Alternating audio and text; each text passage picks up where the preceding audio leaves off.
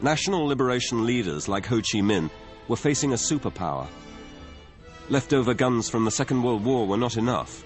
More arms were needed, and fast.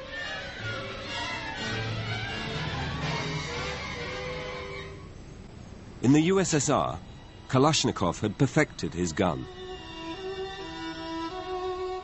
Its official name was the Automat Kalashnikov Model 1947, but it was soon known everywhere as the AK-47.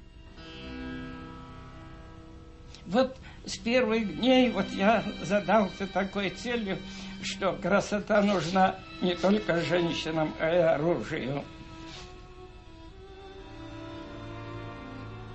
Kalashnikov's AK combined the range and power of a rifle with the portability of a machine pistol. One of the important features of the AK-47 is how extremely simple a mechanism it is and how you can teach untrained soldiers or peasant soldiers how to strip and maintain this rifle.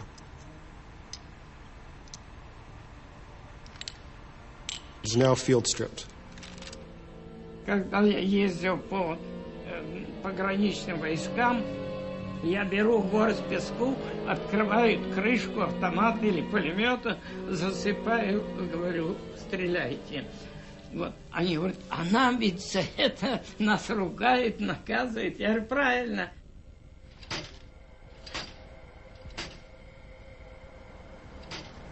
They're typically Soviet, they're not real accurate, but they work well. And a soldier can be pretty effective with one without a lot of training. And it is the great proletarian weapon. By the 1960s, the first crates of AK-47s landed in eastern Laos. Their destination, Vietnam.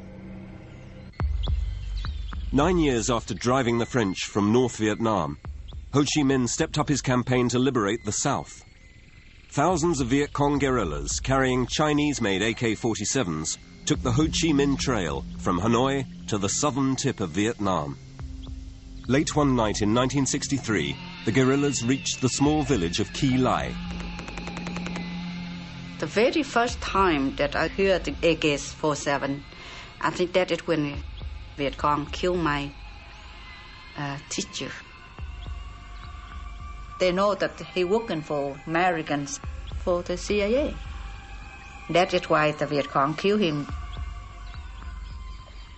At 12 years old, Lê Ly Hayslip joined the Viet Cong. We call him Uncle Liberation. To Vietnamese, Viet Cong is our brothers, our father, our uncle. You have to fight back somehow, and the only thing we can find is to help the Viet Cong so that they can fight. Lê Ly kept the local militants informed of troop movements, stole weapons for them when she could, and hid their precious AK-47s. One day, she was working in the field outside her village. It come from nowhere. It just land there. It's just like an angel. We scared of him.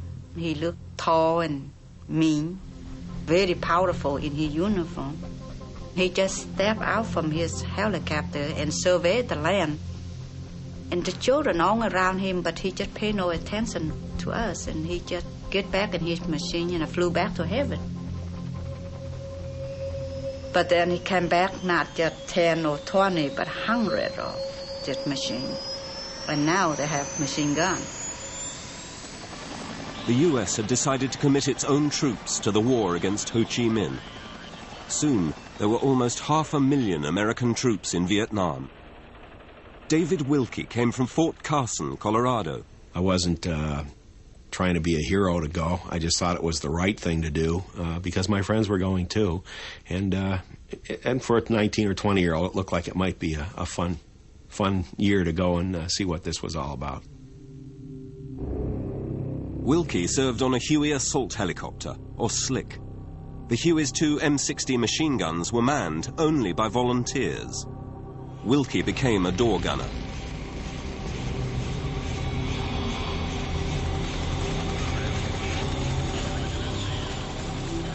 Strapped in, legs dangling in the open sky, his job, to attach his M60 machine gun to a bungee cord and fire.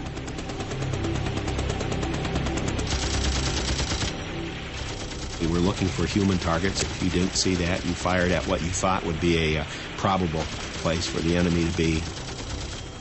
You know, I had managed to put probably 30 or 40 bullets into an area with two people very close together, and they had nowhere to go, and all they could do was just take the bullets. They couldn't run, they couldn't duck, they couldn't hide. They were clearly in a bad place at the wrong time, and it cost them both their lives.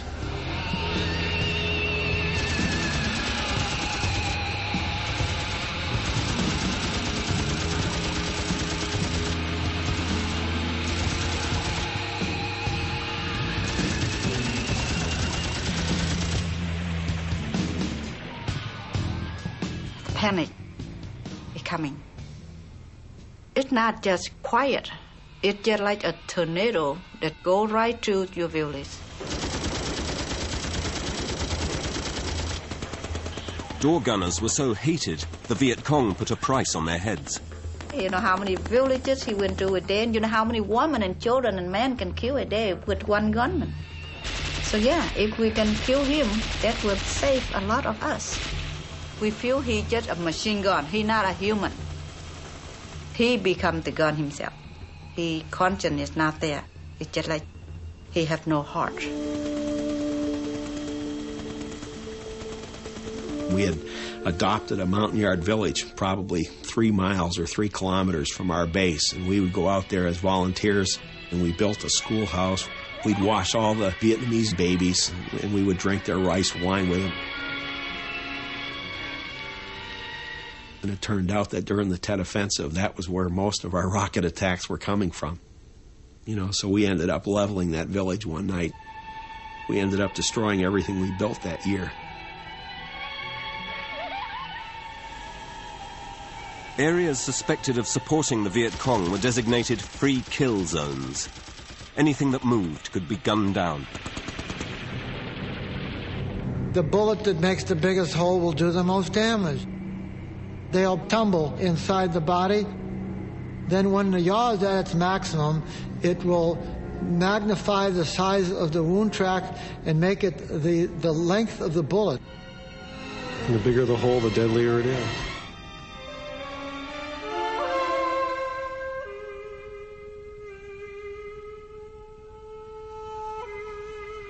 If you killed an enemy, what have you done? Well, you've got one dead enemy, okay? That's what you want to do. But if you wound an enemy, what have you done? You've taken him out of the action and 2 of his friends who have to pick him up and carry him off. So there's great value in wounding the enemy. Wars are won on the ground, and the United States needed a high-tech infantry answer to the Viet Cong's tough and reliable AK-47. They thought they'd found it in a sophisticated assault rifle created by an American gun designer, Eugene Stoner. Stoner's gun, the M16. To keep it light, Stoner simplified the gas mechanism and used aluminium and plastic. But the US Army thought the M16 underpowered. To give it more punch and greater range, they equipped it with a higher-powered cartridge. As a result, the mechanism failed, and many young GIs died clutching a jammed M16. As the body bags came home, the US Army scrambled to find a way to increase firepower, to strip the jungle cover, target enemy units, and reduce the need for American ground troops. The answer to their prayers, a gun more than 100 years old. Years before, retired Army Colonel Melvin M. Johnson, Jr. had found an antique model Gatling gun and attached an electric motor to the hand crank. The developers of this new weapon call it the Rapid Fire Minigun. Watch this.